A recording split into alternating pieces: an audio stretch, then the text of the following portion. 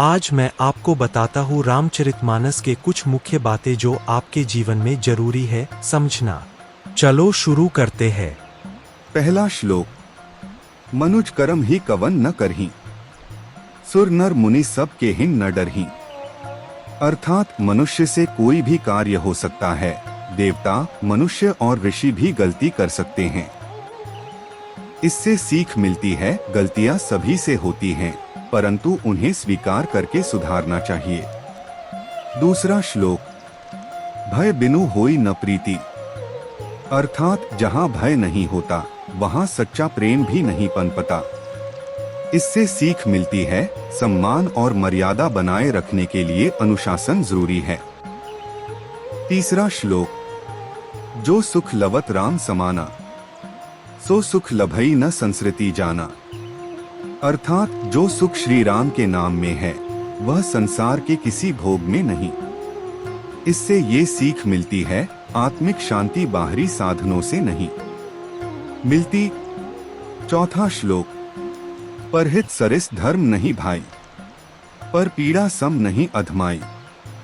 अर्थात दूसरों की भलाई से बढ़कर कोई धर्म नहीं और दूसरों को कष्ट देने से बढ़कर कोई पाप नहीं। इससे ये सीख मिलती है, सेवा और करुणा ही सच्चा धर्म है। पांचवा श्लोक। जेहि के जेहि पर सत्य सनेहु, सो तेहि मिलई न कछु संदेहु। अर्थात जो सच्चे हृदय से प्रेम करता है उसे उसी प्रकार का प्रेम अवश्य मिलता है। इससे ये सीख मिलती है, सच्चे भावों का फल अवश्य मिलता है। छठा श्लोक। जाकी रही भावना जैसी, प्रभु मूरत देखी तिन तैसी।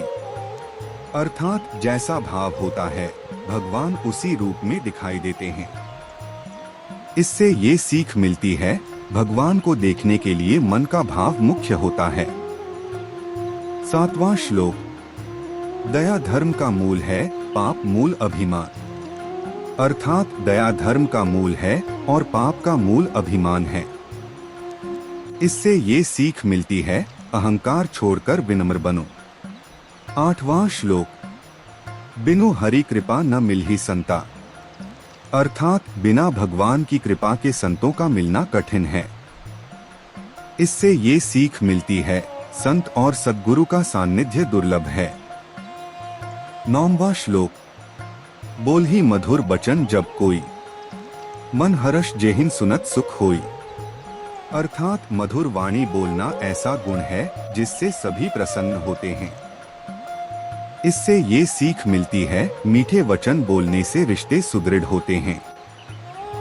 10वां श्लोक। जिन्ह के बड़ भाग जग जागे, हरि चरण अनुराग अनुरागे।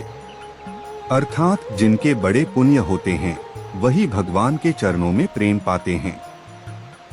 इससे ये सीख मिलती है, भक्ति दुर्लभ है, उसे संजो कर रखें।